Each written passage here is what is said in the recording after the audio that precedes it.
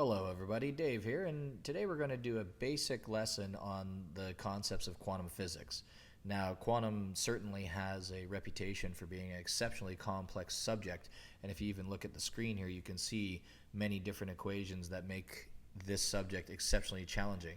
Well, at the high school level, what you see before you is well beyond the scope of anything to deal with in this course. However, we can talk about the basic concepts and how they relate to the overall idea of this concept known as quantum mechanics. So to begin our discussion, we have to remind ourselves of Stefan's law from thermodynamics. And you'll recall that when we were dealing with radiation, then the rate of consumption of the energy with respect to time, or the power of the object, is equivalent to sigma A E t to the 4, where E in this case was known as the emissivity of the object, where 1 was considered an ideal observer, which we called a black body.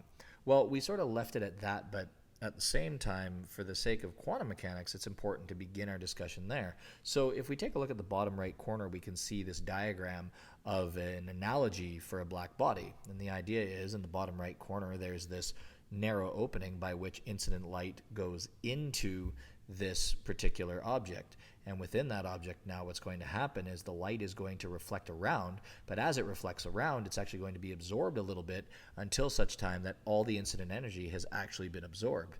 Now you'll remember from lessons about black bodies that though they are the ideal absorber, they also emit all of the radiation that they have now absorbed. And so if we actually measure the emitted radiation at the edge of the small hole, because all of this light has been absorbed, then all we really have to measure our black body radiation on is the temperature of the cavity walls themselves.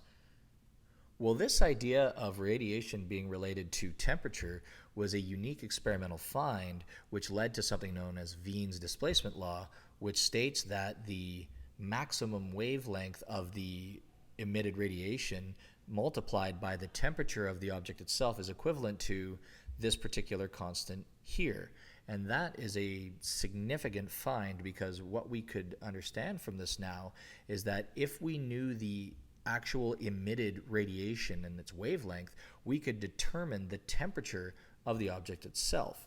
And so you can see on this diagram here that what we have are 3 examples of a radiation curve. And you'll notice that it's a continuous curve, and with them we've actually labeled the temperatures of the objects themselves. We've labeled the visible spectrum on purpose because what you'll notice about the peak of this particular curve is it is shifting towards the left as the temperature increases. Well, what does that mean? Well, if we look at something like astrophysics, where essentially all the knowledge we have is related to our understanding of light and its behavior, as an object increases in temperature, this curve is going to shift towards the blue part of the spectrum, which means that objects that are blue are actually going to be hotter than objects that are yellow and red. And this is the basic understanding of stars and their life cycle, based upon the idea that blue stars will live a shorter time than red stars, and that is based upon this idea of the temperature and its actual energy consumption itself. So it is an exceptionally significant find when it came to the concept of radiation. But we had a problem when we started trying to take these experimental results and fit them to our then known theory, because classical theory didn't actually follow these results when we created shorter wavelengths. You can see the diagram to the right where we have the experimental curve versus the classical curve, and you can see that for longer wavelengths the distributions are actually pretty close together, but as you move towards the shorter wavelengths, the distribution from experimental results and classical theory actually diverge. And so this was a problem that remained, and we had to come up with a way of explaining it. And the person that attempted to do that was Max Planck, who suggested that blackbody radiation wasn't actually a continuous distribution of energy, but in actual fact we had these submicroscopic charged oscillators, which he called resonators, that each had its own discrete energy, which he defined by the equation E is equal to NHF, where N was this value called the quantum number, F was the frequency of the resonator, and H was his own constant known as Planck's constant, which is 6.626 times 10 to the minus 34 joule seconds. This was a significant shift in understanding when it came to trying to figure out what these black body curves were all about, because with a continuous energy distribution, this didn't make sense, and we ended up with this divergence in theory. But as soon as Planck came up with the idea of these discrete energy quantities, this quantized value, this really changed our understanding and our focus on trying to explain these curves. And so quantization was something that became a vital component of a lot of different mysteries in physics. And one of the most prevalent mysteries was this idea called the photoelectric effect. And the basic idea was that when we shone light on a given piece of metal, sometimes it released what we called photoelectrons, and sometimes it didn't. And so this concept was absolutely a mystery for many years, but when Planck started to describe this idea of quantized discrete energies, this changed the way in which we started talking about the photoelectric effect. And so to the right, we see the object that we used to try and actually study the photoelectric effect. And here's the basic idea. We have two metal plates, one that has a hole through it so that the incident light can travel through it. When the light hits the metal plate on the right, the result was these photoelectrons were actually being released due to the light. We still didn't know why, we just know that it did. But what we did is we actually connected it to a circuit with an ammeter and a voltmeter, and we actually supplied a voltage source. Now the reasoning behind this was when photoelectrons started to travel from plate E to plate C, the result would be current. And so we would be able to actually measure the quantity of current with the ammeter based upon the actual incident light that was being shone onto this metal plate. And so the result that we got was a complete circuit. And this was a substantial, important device, because now we could vary voltage, we could vary light, and we could play around with the different variables to see if we couldn't figure out exactly what was going on. But there were some things that were important that occurred that we really didn't know how to explain at the time. And the first one was the idea of the potential difference. And so with a potential difference across the two plates, the result, of course, is an electric field between the plates. And this was the essence by which these photoelectrons were driven towards plate C. But if we reverse the direction of the potential difference, what would happen now is it would start to attract the photoelectrons towards plate E, which means that at a certain value, which we know as the stopping voltage, what would happen is the current itself now wouldn't be able to overcome this particular attraction to the one plate and repulsion from the other, and there would now be no more current. So this is a significant result, because that means that there was a limit to which these electrons could actually travel in such a way to complete the circuit. And to answer this, we had to go back to our understanding of electrostatics. And you'll remember that if we had a parallel plate system and we had a potential difference on it, then the work required to take a particle from one plate to the other was equivalent to delta E, as it always is, but we later found out that it was Q delta V, where delta V was the potential difference and Q was the charge of the particular particle.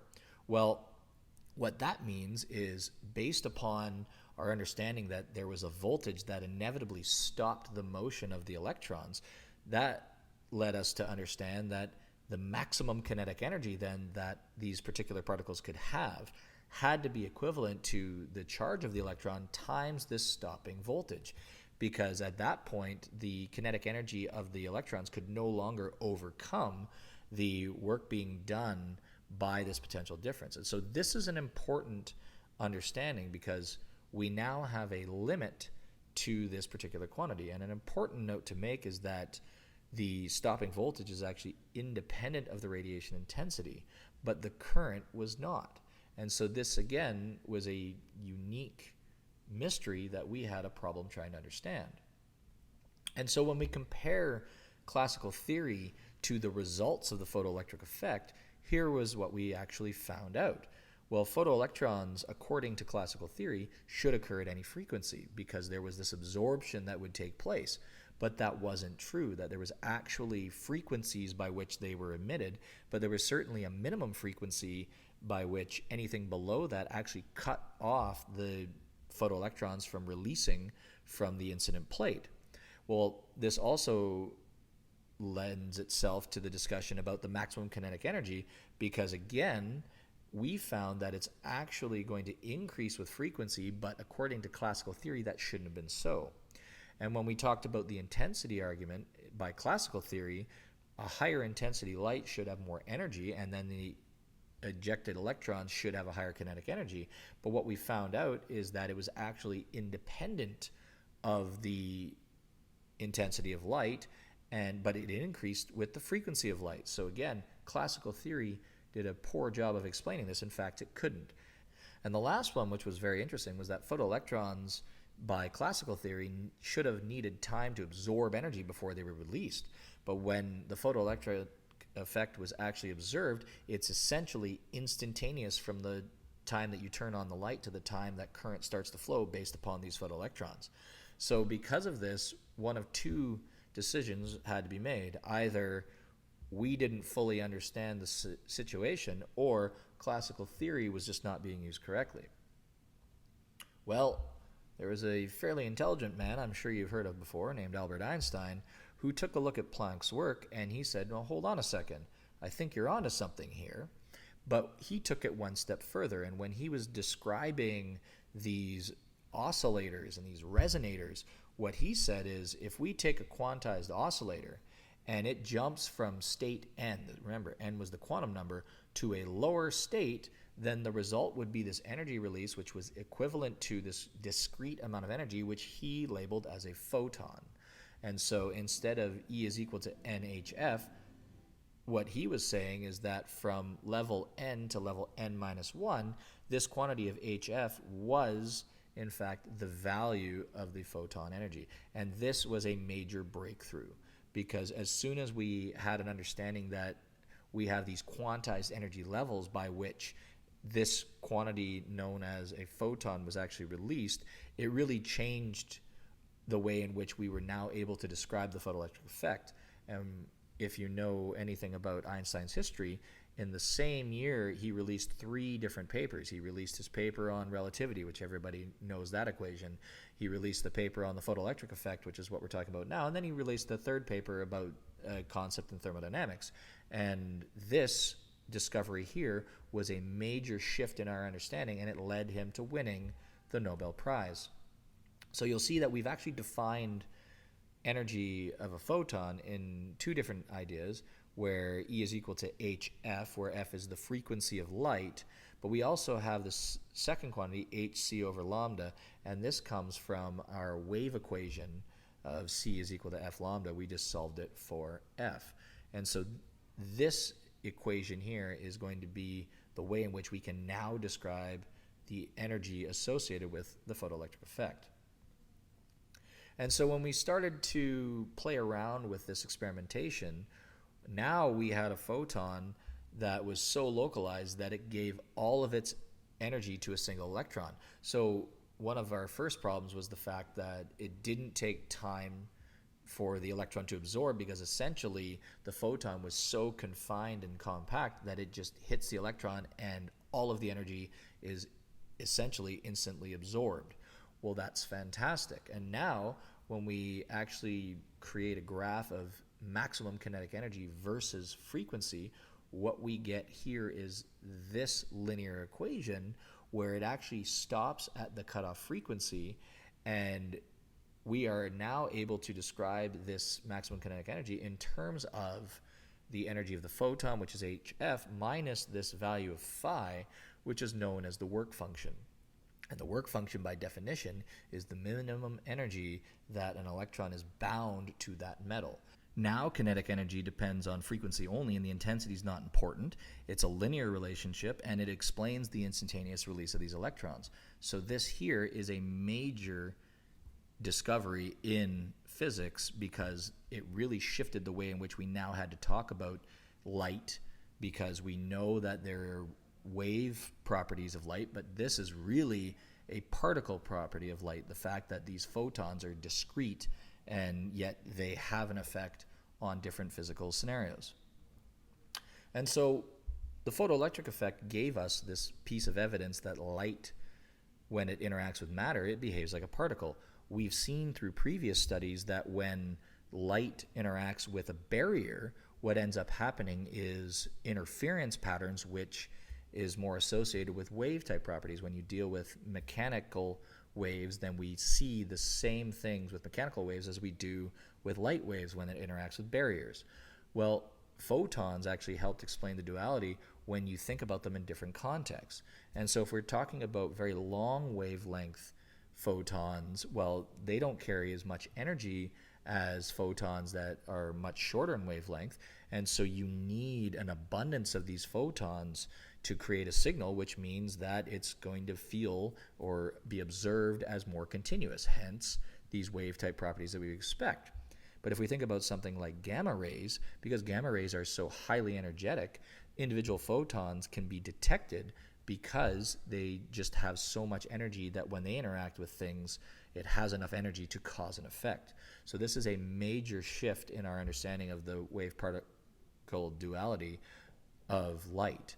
And this is why Einstein is given so much credit for this, because the photoelectric effect really opened our eyes to understanding this whole idea. Well, there was another scientist known as de Broglie who said, well, hold on now. If we're talking about wave-particle duality of light, well, then perhaps all forms of matter also have both properties. Maybe it's not just specific to light, it's actually a universal idea. And so de Broglie hypothesized the following. He said, okay, from understanding of relativity, we know that the energy is equivalent to the momentum times the speed of light. And we already know that the energy of a photon is equal to hf, or hc over lambda.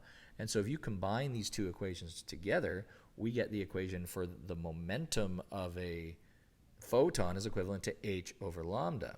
Well, what de Broglie suggested is, okay, if we rearrange this equation, we get that lambda is equal to h over p. But if we're dealing with matter instead of light, we know from previous physics studies that momentum is equal to mv. Then the de Broglie wavelength, according to his hypothesis, of a particle would be h over mv. And this is a major shift in understanding again, because now we see that there are quantities for particles, in this case mv and e, and there's quantities for waves in lambda and, of course, frequency. And so it took a little convincing that this was a hypothesis worth testing, but it was actually experimentally confirmed that matter had these waves by Davis and Germer. So this idea of matter having waves really shifted everything we were focused on when it came to the microscopic world, and it essentially led to one of the most profound discoveries in all of science with the idea of the wave equation, which is associated with a fellow named Schrödinger.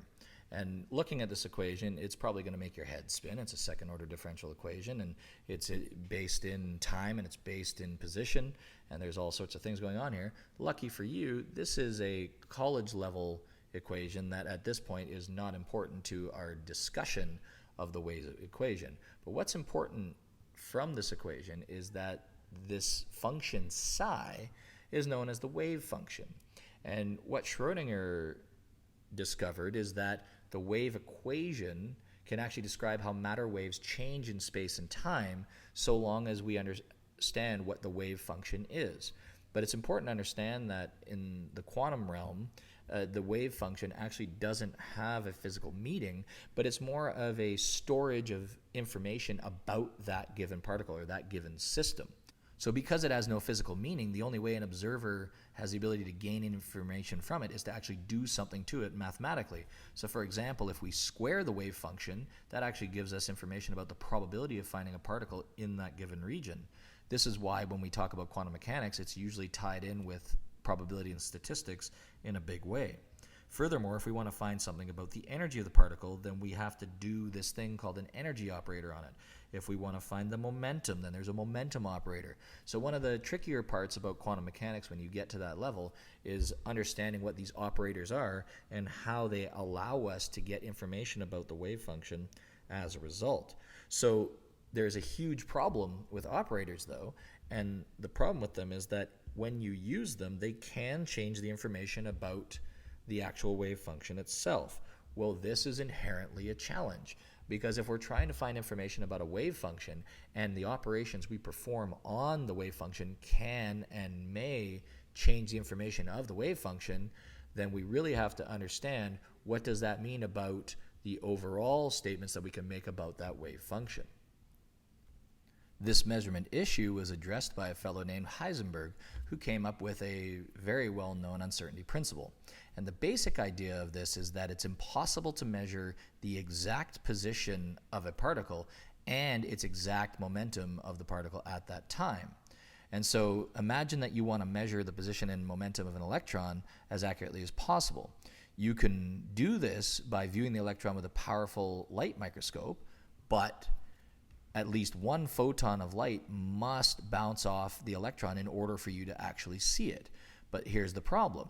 When the photon actually collides with the electron, it's going to transfer some amount of energy to that electron, which is going to result in a change of momentum. And so because of this, the actual measurement it took you to understand the position has inevitably changed the momentum as a result to some amount that we don't know. And so the system itself has changed because of the measurement that we made. And so Heisenberg's uncertainty principle is basically defined as that the precision of your position measurement and the precision of your momentum measurement are directly related together in this quantity as delta x times delta px.